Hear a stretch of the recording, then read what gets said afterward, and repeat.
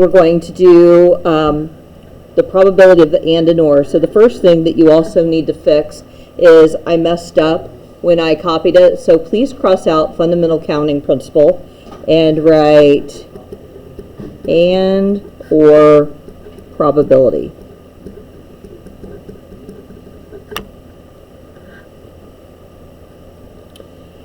So we already talked about one problem on the board. The probability of or requires a successful outcome for at least one of the given events. So the probability of one thing happening or another thing happening is you're going to have the probability of the first thing plus the probability of the second thing minus the probability of the overlap.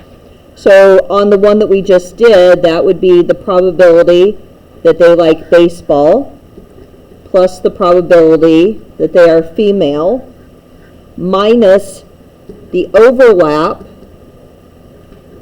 which was they like baseball and they are female. So we have numbers 1 through 10 written on a piece of paper. We are going to randomly select one. Determine the probability that the piece of paper selected contains an even number or a number greater than 6. So we would like the probability that we draw an even number. So the probability that we draw an even number, I'm sure a lot of you can do in your head, but we're going to write it out because sometimes the overlap gets a little confusing. So we have a 2, a 4, a 6, an 8, or a 10. So the probability of that happening would be 5/10. The next is you need to find the probability that I draw a number greater than 6. So that means that I could draw a 7, an 8, a 9, or a 10. So that probability is 4/10. Now we need to find the probability of the overlap, that you get an even number and one that's bigger than 6. So since I wrote them down, I can visually see it is the 8s and the 10s right there. So therefore, I have an overlap of 2/10. So following this formula up here, you're going to calculate the probability that you have an even number, 5/10, plus the probability that it's bigger than 6, 4/10, minus your overlap. And we're not on screen, my bad. There we go. 9 minus 2 equals 7/10.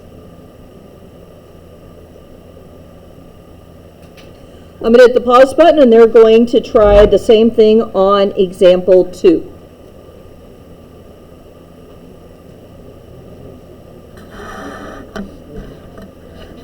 All right, on the next one, we have numbers 1 through 10 again.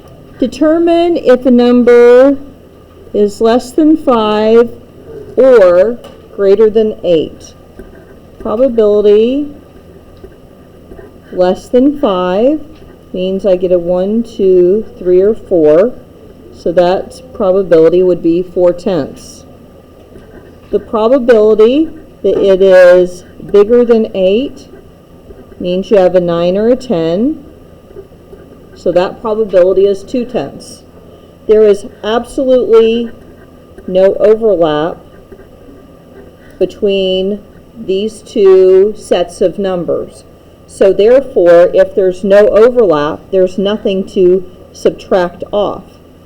So I just have to add the 4/10 plus 2/10 equals 6/10.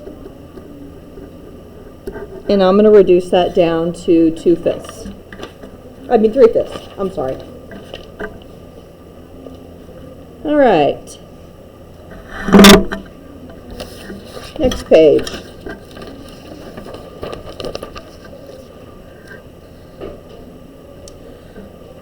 So this defines the term mutually exclusive.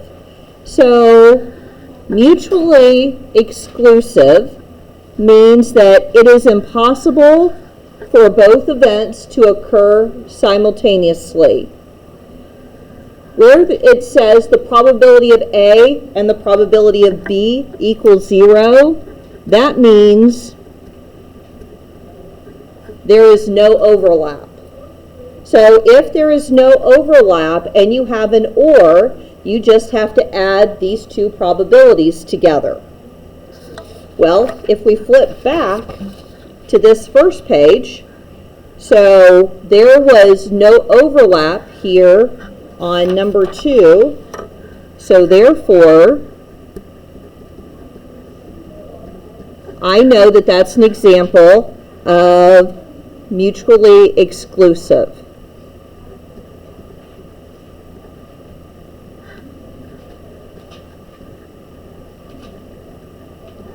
And I know that because there was no overlap that happened.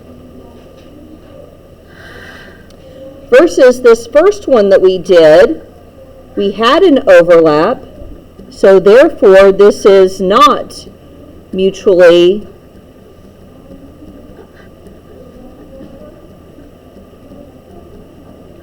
exclusive.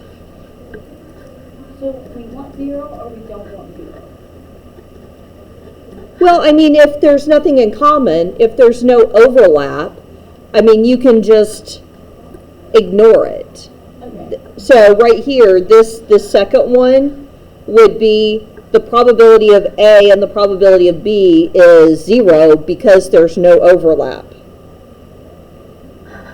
So when there's no overlap, that means the probability of A plus the probability of B equals 0. There's not a single thing to subtract off of it. All right. Yes, thank you. All right, so now we're going to basically do what we did on number 1 and 2, except we're talking about that we're going to play cards. So this says, determine if they're mutually exclusive and determine the probability of A or B. So the way that this is reading, this says that event A is that I draw an ace, and event B is that you draw a 9. All right, so event A means the probability that I draw an ace.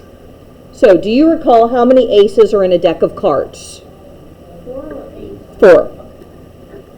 So you have the heart, the diamond, the club, and the spade. So only the heart and something else is red, and only the other two are the black cards? Yep. Like, I thought So- they both had... Never mind. Okay. So the heart and the diamond are the red ones. The club and the spade are the black ones. I thought they both had... Oh, no. Event B is the probability that you draw a 9. So, how many 9s are in the deck of cards? 20? No, thank you. Oh, I know. How many aces were there? 4? There are 4. There's 4 of each. There's 4 2s, 4 3s, 4 4s, 4 5s. 4 faces. Only 3 face cards. Yeah, Jack, Queen, King. Yeah. So also the heart, the diamond, the club, and the spade equals 4 out of 52. Do we have overlap between these two? Is there anything in common between these two? So there's no overlap. Does that mean that this is mutually exclusive or not mutually exclusive? Good.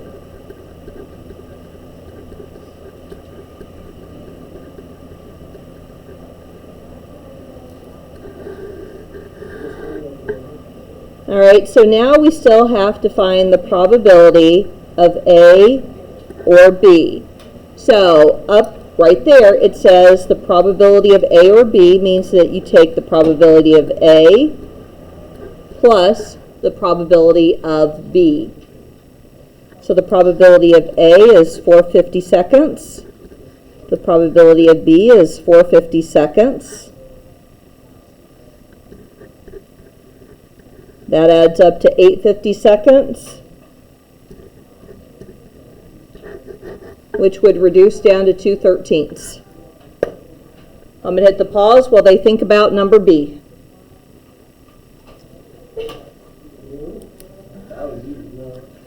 All right, so the probability of A is the probability that you draw an ace. So there are 4 of them, so the probability is 4 out of 52, because you could get a heart, a diamond, a club, and a spade. B is the probability that you draw a heart. So there are 13 hearts there. It starts off ace, 2, 3, 4, 5, 6, 7, 8, 9, 10, jack, queen, king. So there are 13 hearts in my deck of cards. We have overlap. When I was saying the cards in each of these categories, I said the ace of hearts both times. So there is one card that is overlapping in each of those. So when I find this probability, you would have to add the probability of the ace plus the probability of the heart minus your overlap. That adds up to 16 out of 52. That reduces down to 4/13. We had overlap right there. So if we have overlap, is this a mutually exclusive event or not a mutually exclusive? Not.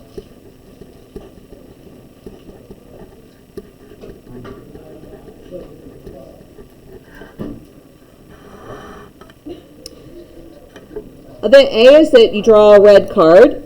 So the probability that you draw a red card is 1/2.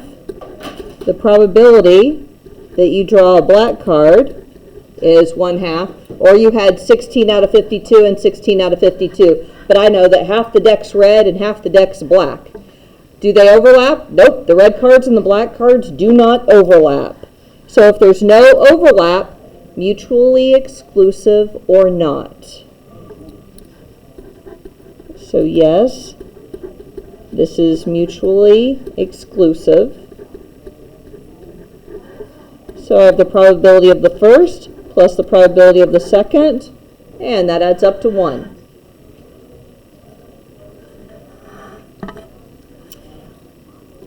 The probability that you draw a face card. So the face cards are the jack, the queen, and the king. We have 4 suits, so 3 times 4 means that I have 12 face cards in my deck of cards.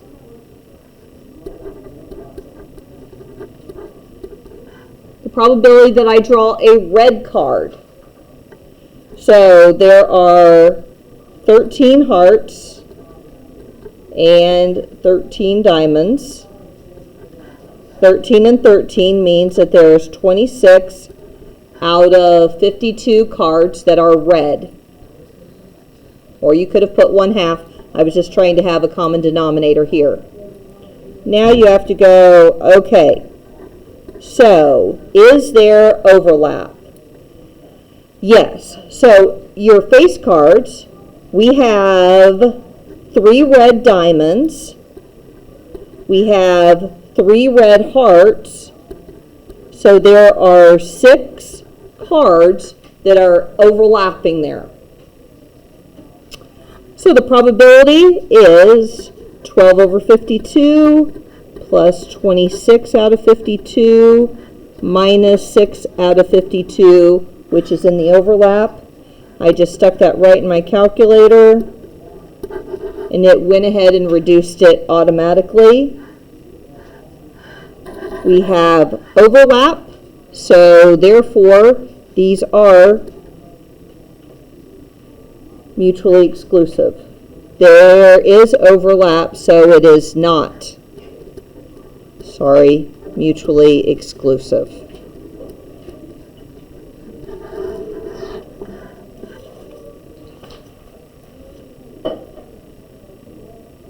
Next, let's keep going.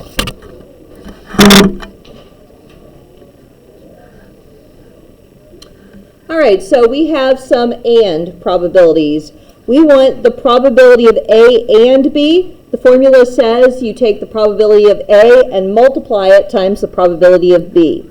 We're going to multiply here. We have 2 cards that are selected with replacement. All right, so I have 52 cards here, yeah? So if I take a card out, no, how many cards do I start off with? 52. I take one out, and then I want to rerun the probability, and it says with replacement, so I put it back in. So how many cards am I back up to? 52. So when it says with replacement, that means you're starting from scratch and you have them all again. Example 5 says without replacement. So you do your thing. I take a card away. Now it says you did not replace it. So now how many cards are left there? 51 are left. Okay, so that'll help us with the next 2.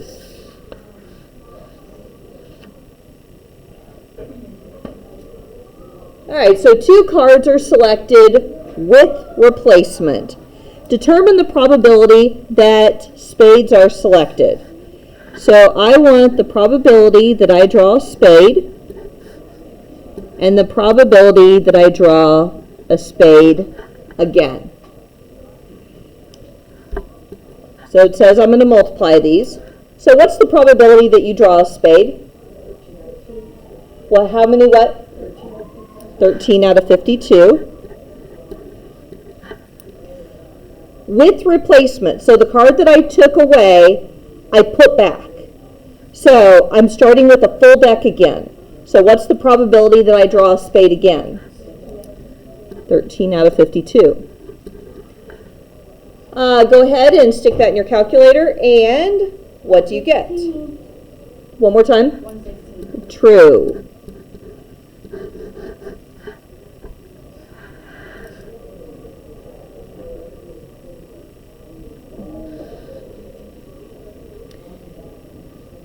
Example 5 says 2 cards are going to be selected without replacement.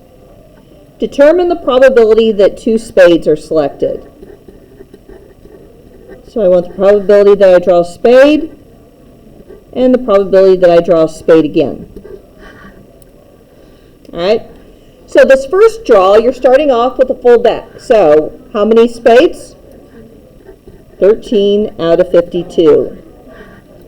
Now, you have to assume that the card that you drew was in fact a spade. So, how many cards are left in the deck? 51. And after you took one out, how many spades are left? Good.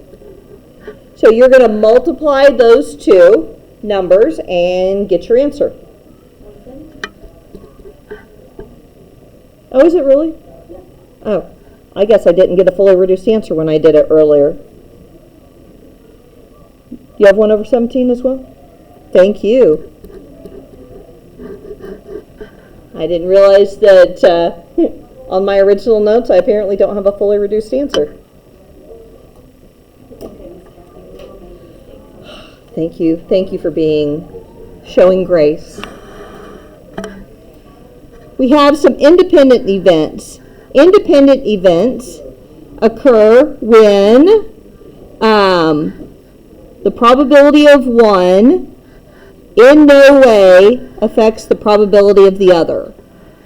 So, rolling a die and tossing a coin would be the example of an independent event. So would that be with replacement or without replacement? Okay, so independent. So when I put the card back into the deck, does the second event, was it impacted by the first one at all? Oh, no. No, it was not. So with replacement, that is also an independent.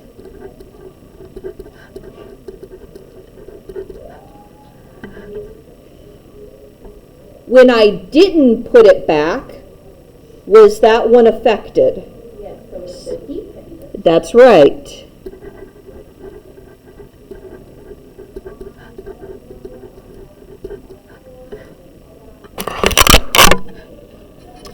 All right, so up there, this one is independent. Basically because there was replacement. And this one was dependent because there was no replacement.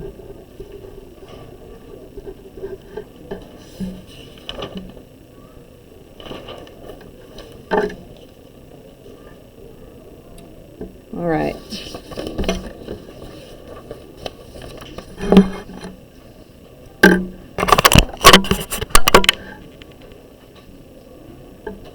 So we're going to give medicine to 25 people.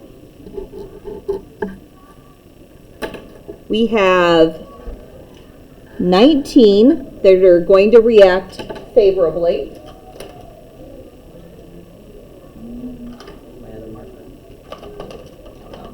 Oh, there it is.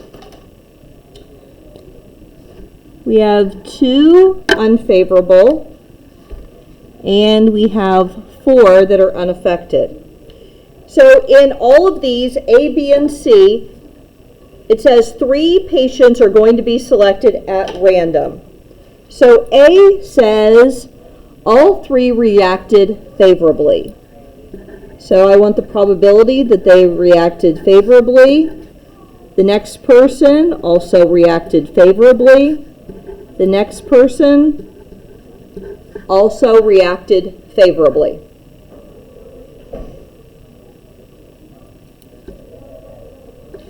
So when I choose my very first patient here, what is their probability that I select a favorable? 19 out of 25. After I select that person, I don't put them back into the mix.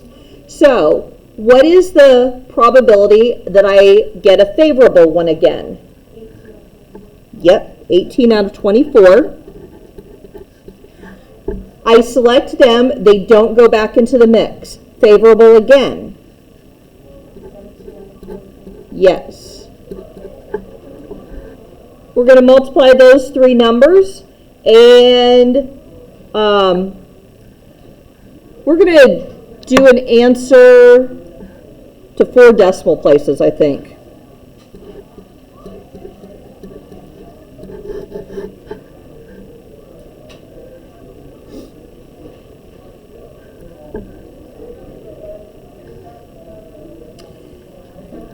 B says the first person reacts favorably. The second, unfavorably. And the third was unaffected.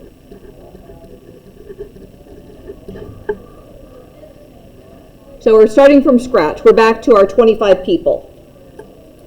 So what's the probability that I get a favorable person? Okay, 19 out of 25 again. I took that person away. Now, what's the probability that I got an unfavorable? 2 out of 24. I didn't put that person back, so let's make sure that denominator is 24. And then unaffected. How many are left?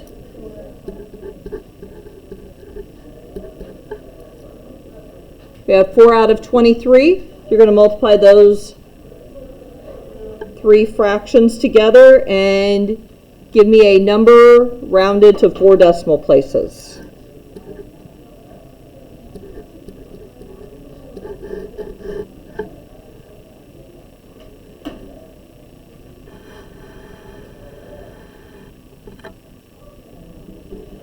C says, no patient reacted favorably. That means that my person either acted unfavorably or they were unaffected. That crazy thing is the word unaffected.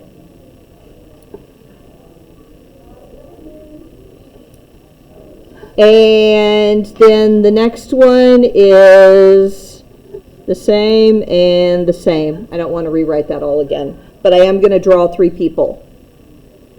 So how many are unfavorable or unaffected?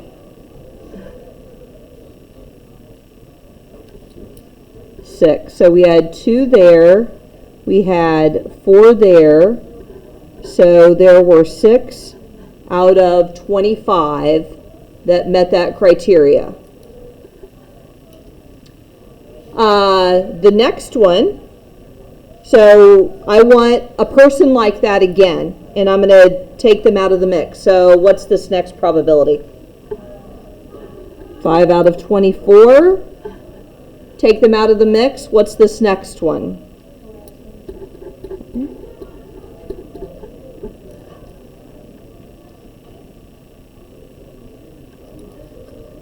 My calculator said 1 out of 115 or 0.0087.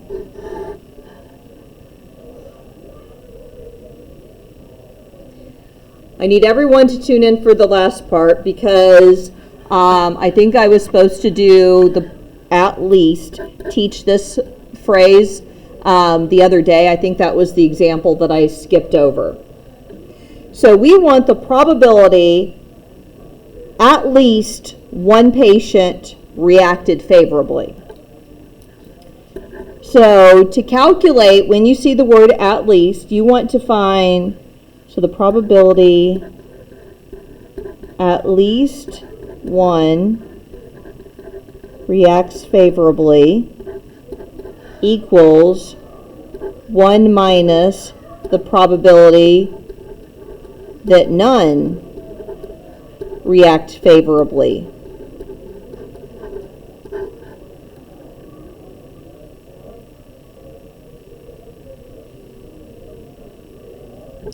So that's what the last problem did. I wanted the probability that none reacted favorably, which is this, the probability that none react favorably. So I have already calculated that when I did part C. So that right there is 1 over 1/15.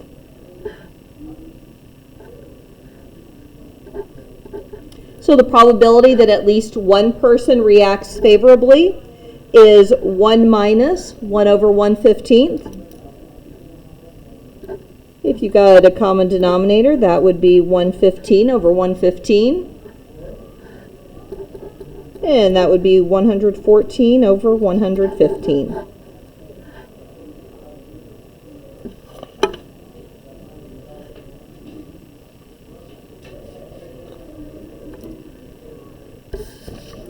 I'm going to do the first one on the homework. All right, so we weren't given any problems like this where I only have a formula. So I have the probability of A, I know the probability of B, I know the probability of A and B. You have to find the probability of A or B. So the formula that we've been working with is the probability of A or B equals the probability of A plus the probability of B minus the probability of A and B. So all they're doing right here is they're turning this into an equation. That's all that's happening right now. So here is the formula that we had on the front page, and now we're just going to go substituting. The probability of A is 0.4. The probability of B is 0.5. The probability of A and B is 0.3. So you could rewrite it as that, or maybe you would like to use the variable x. Maybe that would be more simplistic for you all. So 0.4 plus 0.5 minus 0.3 equals